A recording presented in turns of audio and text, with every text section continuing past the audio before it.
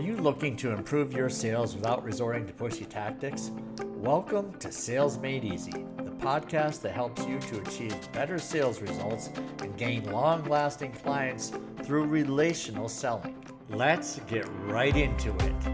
What is the good word? Welcome to the Sales Made Easy podcast. Today, we have a special lady who is going to help us see another side of ourselves, if you will. Rhonda Petit is joining us, and she is a sales leadership transition coach, a best-selling author, professional speaker, and CEO of 3x5 Coaching, where she supports B2B medtech business owners and sales leaders. Rhonda has several decades, we'll stop at 2, of commercial B2B sales and over 20 years of sales leadership experience supporting Fortune 500 and 1,000 companies. Rhonda, welcome to the Sales Made Easy podcast. What is the good word today? The good word is inspiration, Harry. That's a great word. Yes. Why is that coming to mind for you, Rhonda? Because it is inspiration moves people. And I wrote a book called The Spirit of Selling about moving people, because that's really what we do in selling, right? We're helping people move towards their transformation of what they want. And when you get when you're in the spirit of selling, you're in the game, right? You're enjoying the whole process, and it's like being in a baseball game and just, doing the whole thing and experiencing the whole experience, right? So inspiration moves people. Logic is logic, but inspiration is really going to move people. Yeah, so that's a great topic. So inspiration, is it easy to inspire others? What's your feeling about this? Because I know that some people get frustrated in leadership, in sales leadership, especially because it seems like they're saying the same things over and over again, and people don't necessarily react with the same type of fervor that the sales leader is hoping that they'll respond to. So what's your thought on that? Well, I think everyone has something inside them, a gift, right? Everyone has special talents and a gift. And I think that as a leader, what we need to do is take the time to really see the capability within an individual. And when you understand them and what their strengths are, and you can see the capability beyond what they can see for themselves, you can inspire them, especially if you're helping them tie back to a purpose or meaning. I always say, when I would motivate people, it was always about intrinsic motivation, not motivating with, a carrot, the carrot and the stick, right? And so what do I mean by intrinsic motivation? Well, there's 3 things that really drive people. So one, they want some meaning behind what they're doing. So if you're a visionary leader and they believe in the company and the mission and what the meaning is behind the work, and it excites them, it's going to give them inspiration, right? And then they want a sense of autonomy. At least every sales representative that I've met in my 40-year history has always wanted a sense of autonomy. It's like, let me go do my thing, right? So they want to have some autonomy, but they also want to develop mastery in what they're doing. So how much do we invest in our players that we're trying to lead, and truly lead them by investing in making their skill set, helping them improve their skill set? Because the more improved that skill set goes, you know as well as I do, their confidence goes up and they just want to go out there and rock and roll. And it's, systems are the thing that makes momentum go. Yeah, really good. So when you're talking about inspiration, you talk about the intrinsic motivation and what is driving within us. Mm-hmm. And this is where company owners may not necessarily understand that with salespeople. Right. The disconnect is, if the owner is an entrepreneur, they think a certain way. salespeople also think sometimes it's entrepreneurial, but sometimes it's not. I mean, sometimes they need leadership. Other times they are like, let me go, baby. I know what I'm doing. Give me the freedom so I can run my little empire here. But you have people that also want the pats on the back. They want the incentives and so forth. And the business owner may say things like, look, I pay you enough. Just go do what I hired you to do. And, this is all across the board. There's different types of leaders. But when you have the one on one conversations with people and find out what matters to them, like you mentioned, this is where the inspiration takes place because you can tie in what drives them to inspire them to hit their goals and targets and whatever it is in life that's motivating them. Is that what you're thinking?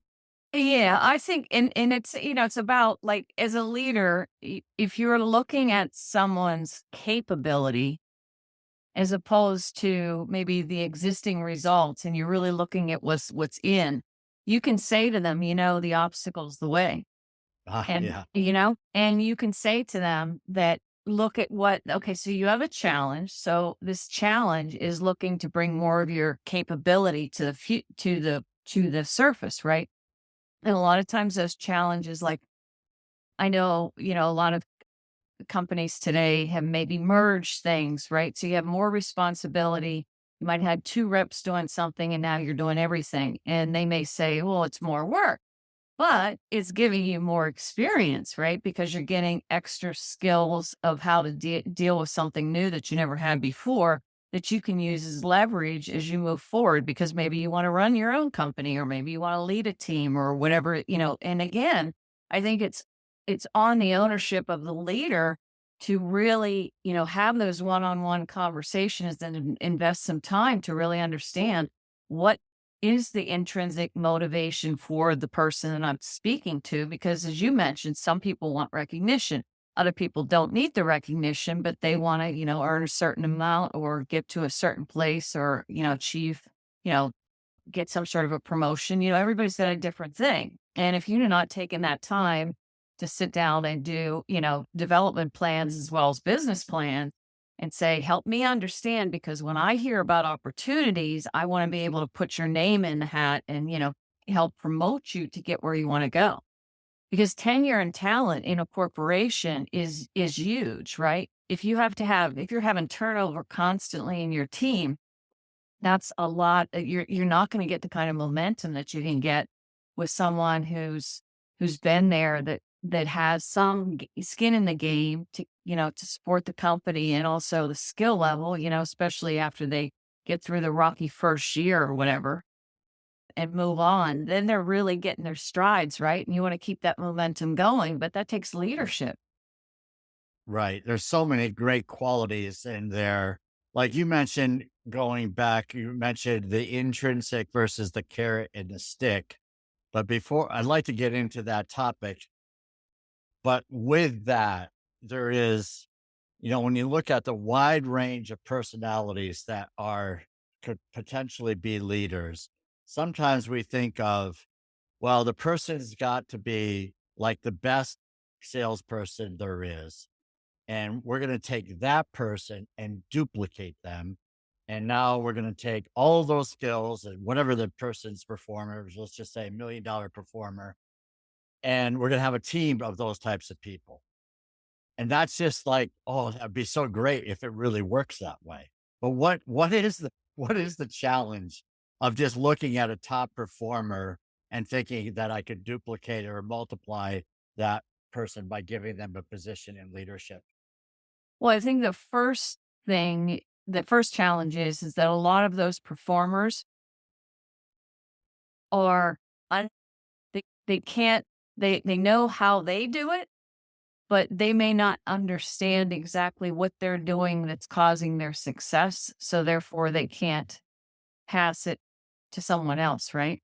So if you read like The Science of Getting Rich or whatever, about the thinking in a certain way, you can have two car salesmen, same manager, same everything, and one's winning all day long and the other one's losing. it's not, it's coming from within on their spiritual side on how the perceptions, whether they're seeing limits or they're seeing opportunities, right?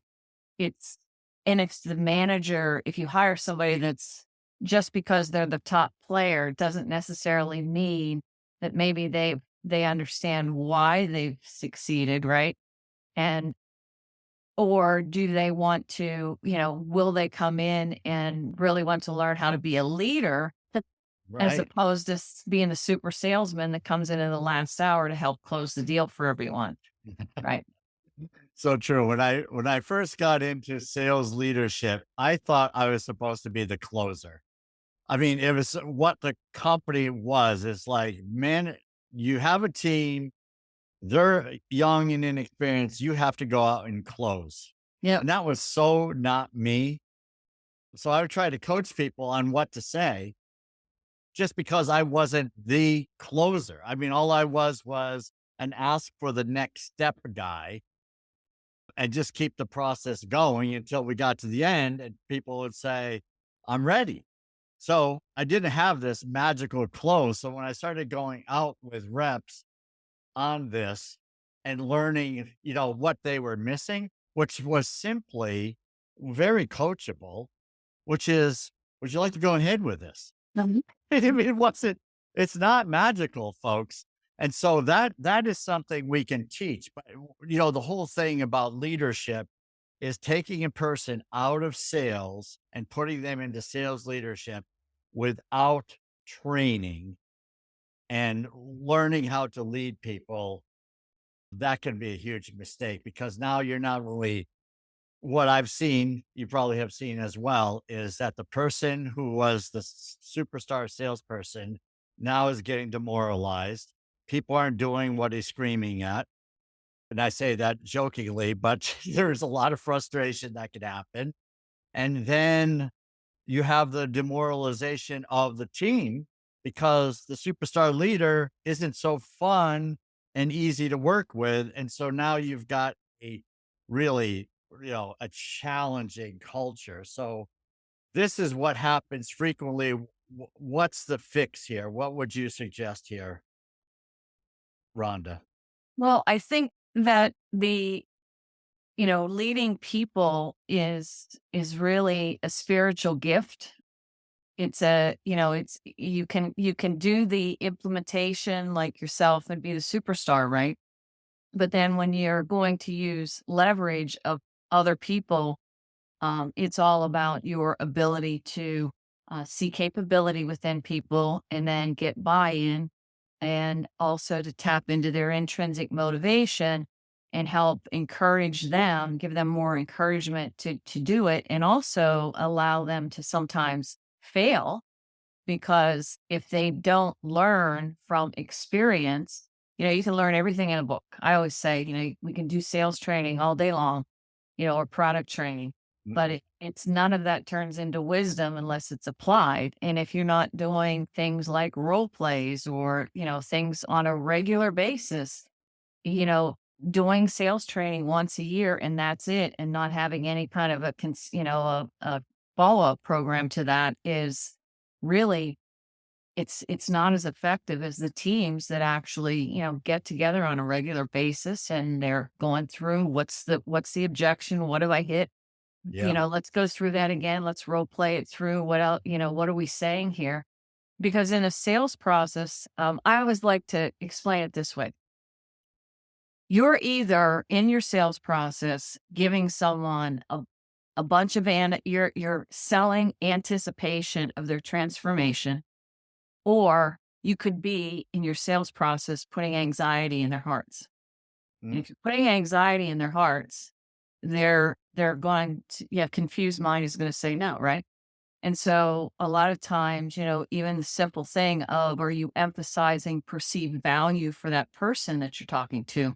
Or are you emphasizing intrinsic value of the details and the kibble and bits that are going to come when they do your offer, right? They don't care about the kibbles and bits. They want is a transformation. And Right. so if you're not on that anticipation channel, the easiest way I can explain it to you is that every time something happens to you on the outside, you see things from your physical or spiritual side, right? So you see from your eyesight or your ears on a physical, auditory, or you see from your insight and your intuition. And whatever it is, you frame it. As soon as you frame it, like picture frame, right?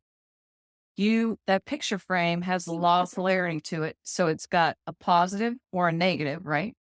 And so you either you look at it and you create a belief about what you frame. It could be on the news, it could be at your company, whatever it is. And it's either going to be a positive or negative. And then what that does is that positive or negative basically is going to, that belief that you created is going to roll right down into your heart. And your heart is going to either feel happy or sad, right? And so if my heart's happy and I'm in anticipation, my action, my body is going to go into movement, right? But if I'm in anxiety, I'm going to be stopped. And so the question is, when you're selling and doing a presentation, are you enabling the person to be powerfully engaged to act, or are you rendering them powerless with what you're saying? And that part is and that could be something that they're totally unconscious of. Sure, I understand. Is that me? Who knows? That was weird. We have someone listening here. Someone's AI listening just in. popped up in our room somehow. Okay. Yeah, I have no idea where that came from, but yes. So explain that a little bit more as far as so you're framing it, framing the experience, you're having a reaction. Are you talking more about the salesperson sharing this with the prospect, or are you talking more about the prospect who is kind of responding to the salesperson here? Okay.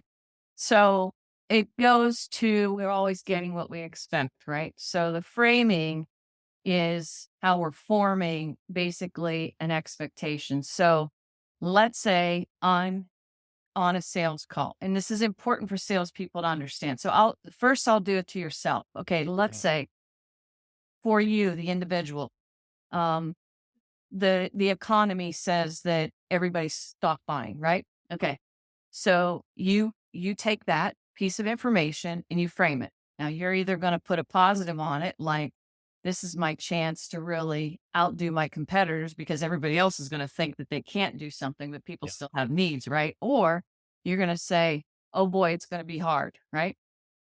And so you framed that thing on the outside and you created a belief, and that belief's either in faith, and I got this, I trust myself, I can, it's going to be good, I have a good expectation, or that belief's in doubt. Both of them are beliefs. Right. Faith is of the Father, it's a positive, and doubt is of the foe, right? So it's a negative. And if you have a positive belief, you're going to roll that, it's going to roll down to your heart, and your heart's going to send out a vibration of anticipation. Your body's going to go, yippee, like Christmas, right? And I want to act. I want to do this, right? Okay, so that's just you.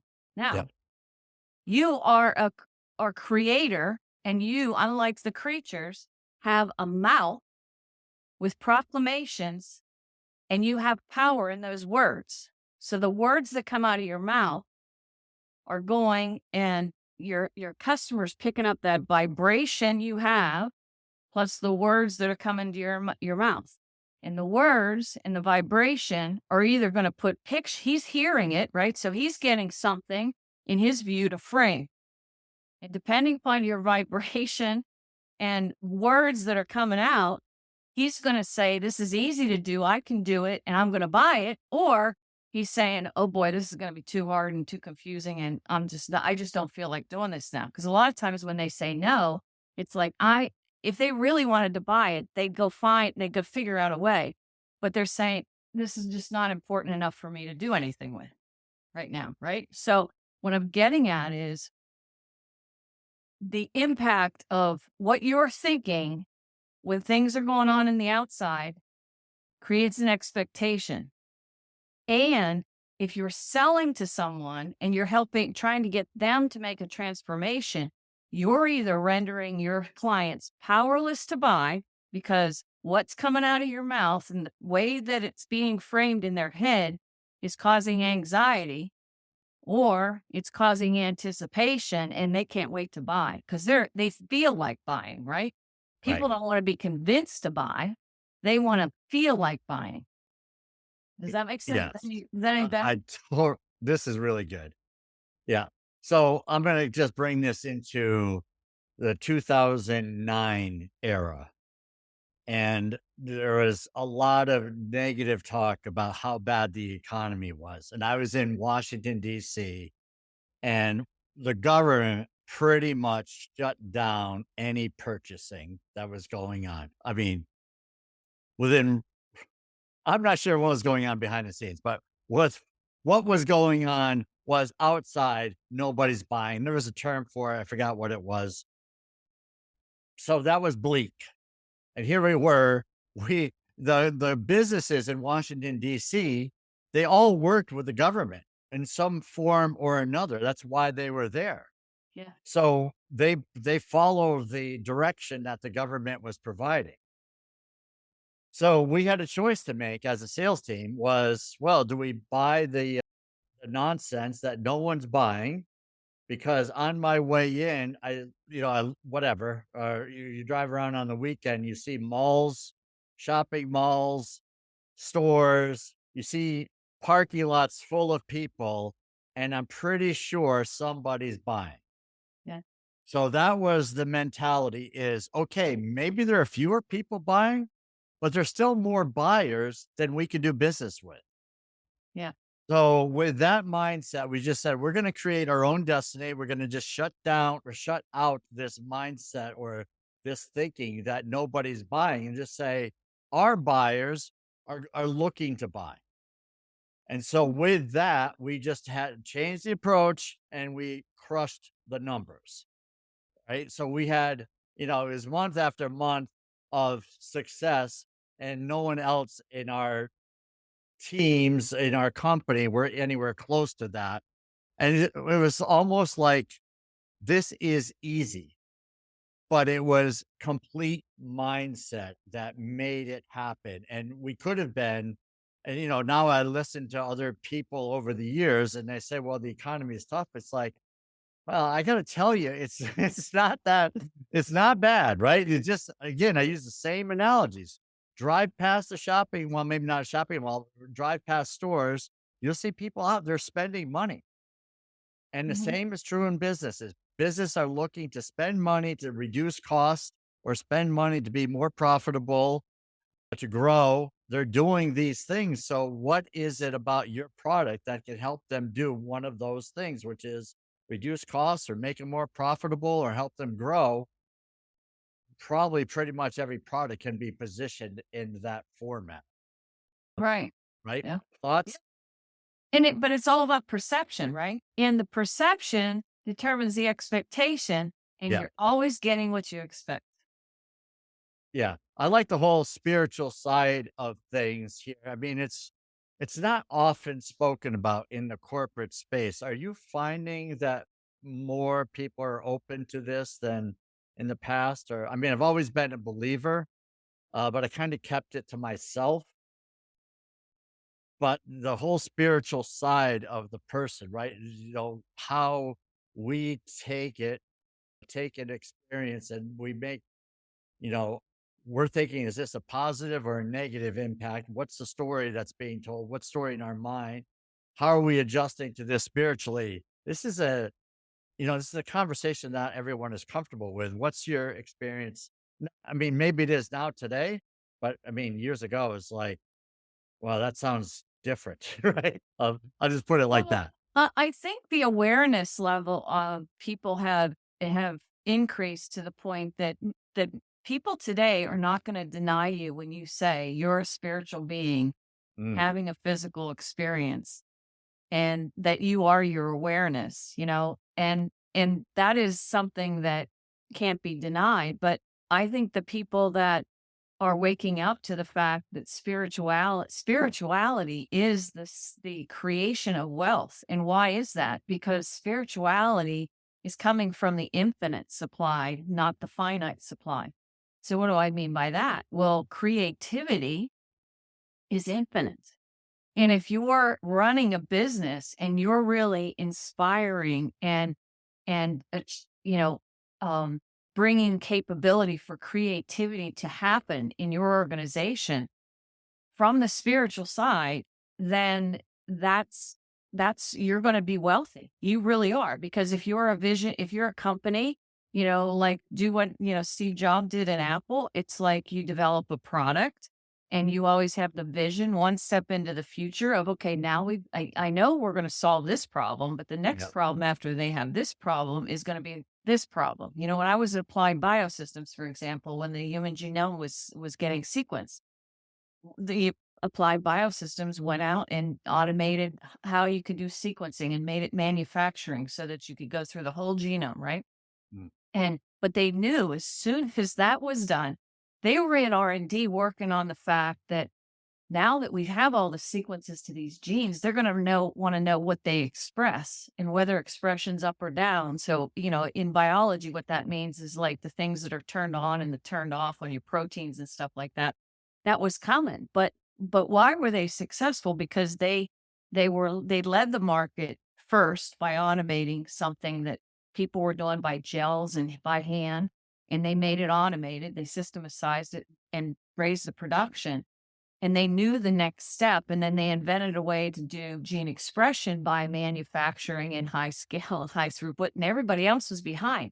It was a blast being in that company because we were always coming out with the new innovations. But where was that coming from? From using people's imagination and creativity to create for the next problem, knowing that because once you solve the first problem, you should be 12 steps ahead of everybody else thinking about the next problem that you're going to solve after you did that one, right? And that takes vision and creativity, but creativity is infinite.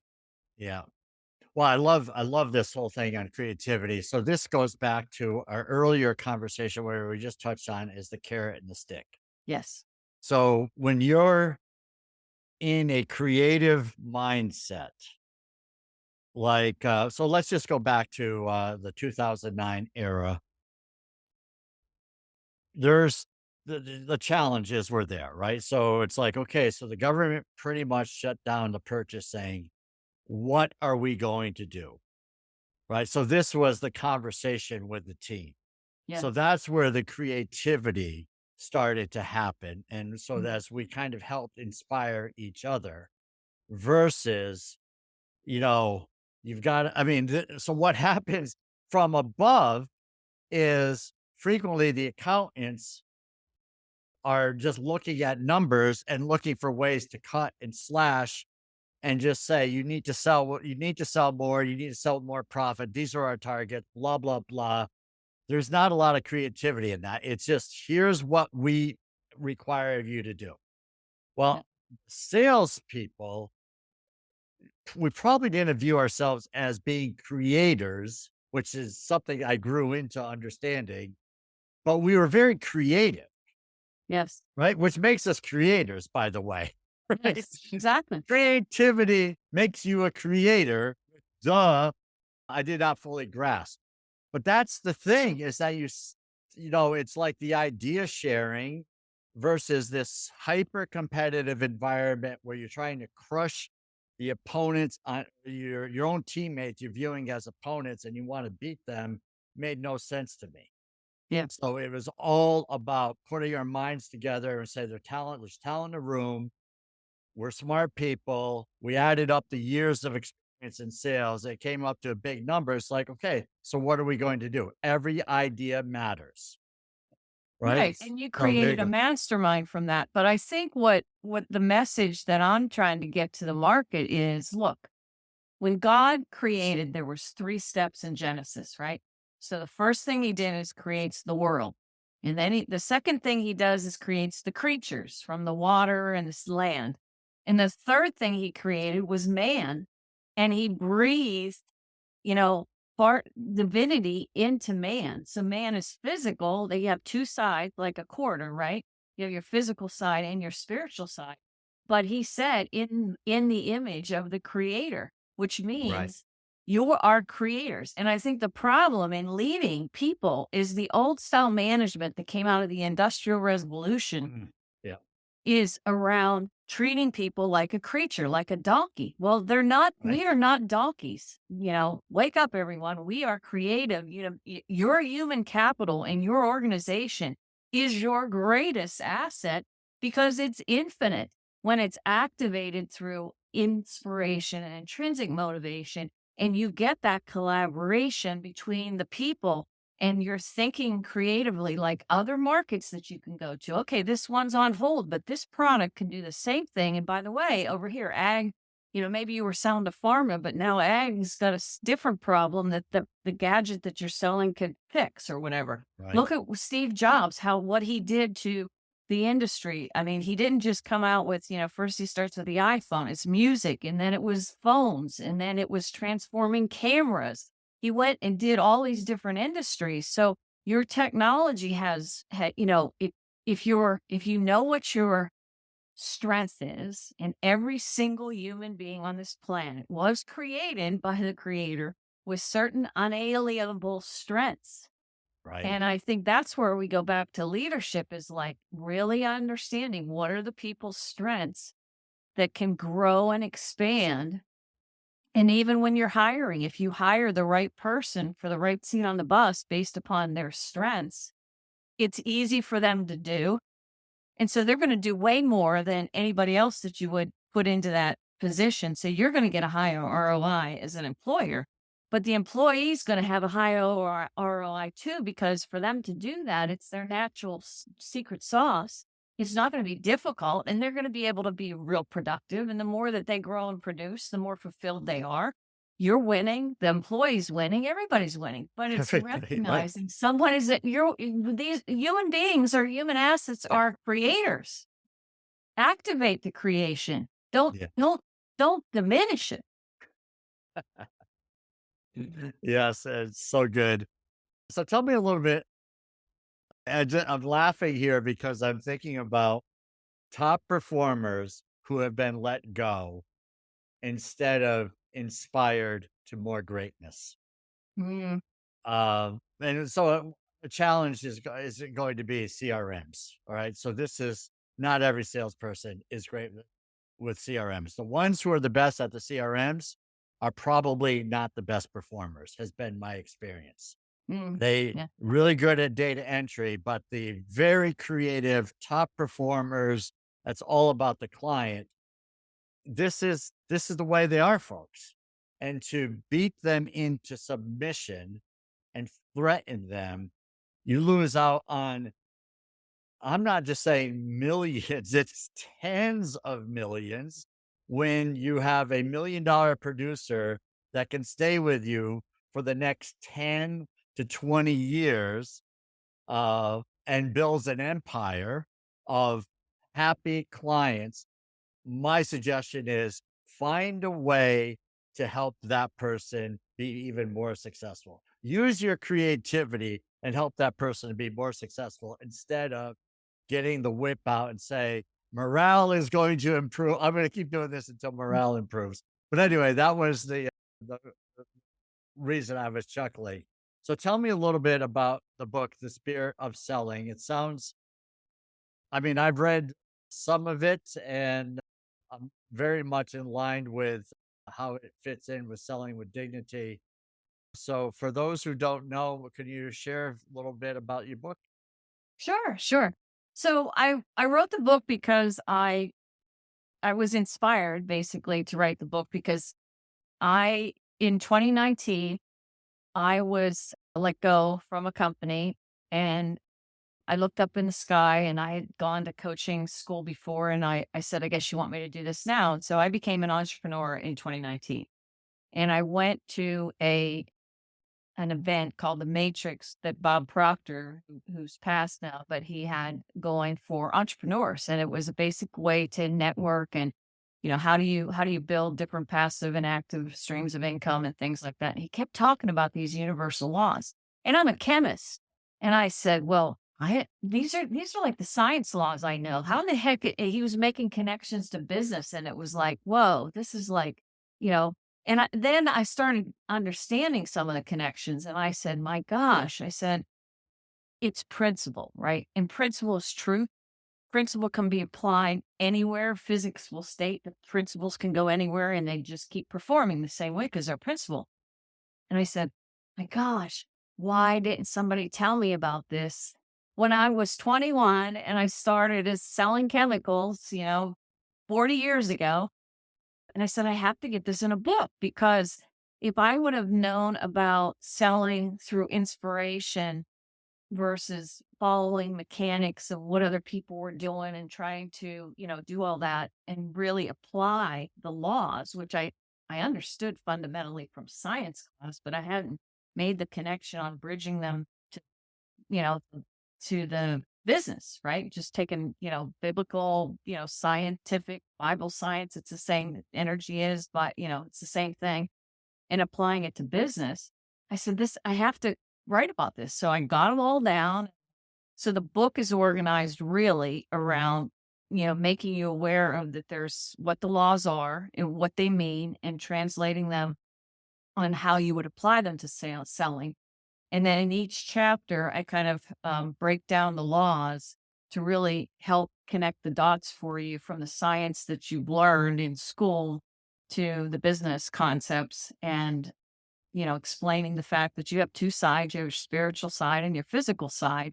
And if you operate from the inside out, your spiritual side out, that's where all your infinite wealth comes from, is because it's all on the creative side, as opposed to on the physical side is like this third part of creation, right? Because everything that you have in your house or anywhere has created first in somebody's imagination. And that then they took action on that. And then it came into physical form, like the pen I'm holding, somebody, created this design for a pen and now it's on a physical form.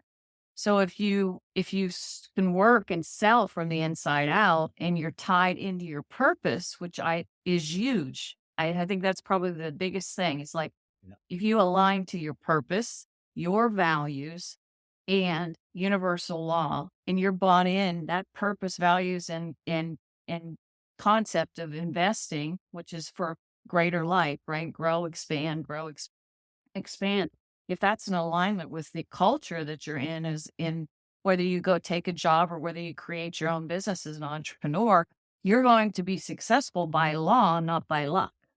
Mm, really good. The For those of you who may struggle with any of this, it's worth exploring because it is life changing. Right? Some of us have been, we all have different ways we were brought up. Some of us were brought up without necessarily thinking we were creators. I can think of being told more than once there's only one creator.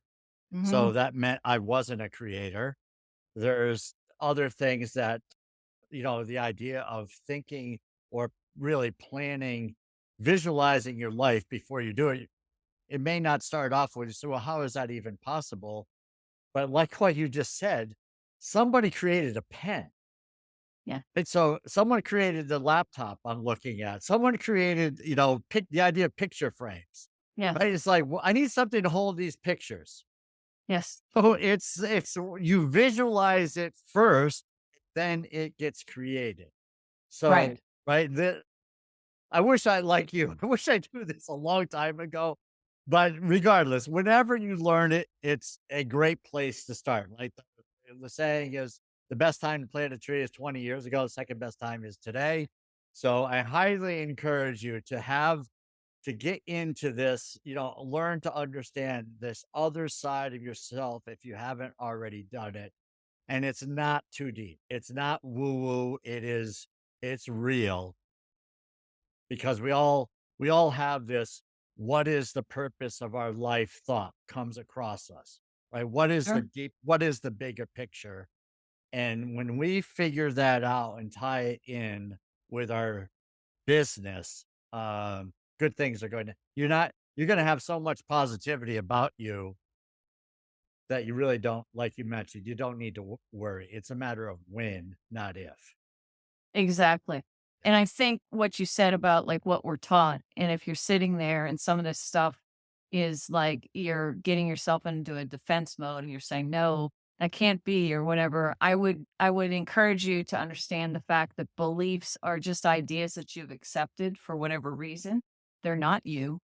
And if the beliefs you hold are not giving you what you want in life, right? In not giving you the output, and they're not empowering you and they're not supporting you, you know, allow yourself to up level those beliefs and trade them in for something that will. Nice. I like it. Rhonda Petit, this has been a real pleasure. Where can people find more of you? Where would you direct them? I would direct them to, if you want to know more about the book, go to www.thespiritofselling, all one word.com, or you can go to rhondapetit.com and find out about my other services. But my book has all kinds of free resources right on the front page of the website. So if you go there right now, you can download all kinds of goodies, including the Spirit of Selling meditation that'll put you in the spirit of selling at the beginning of the morning to really get you going and motivated for the day from the inside out. I love it. This has been great. Thank you so much for joining me today, Rhonda. We'll Oh, talk to you're you again welcome. soon. Thank you so much for having me. Really enjoyed it. Thanks for listening to Sales Made Easy. If you enjoyed today's episode, please subscribe and share it with your friends.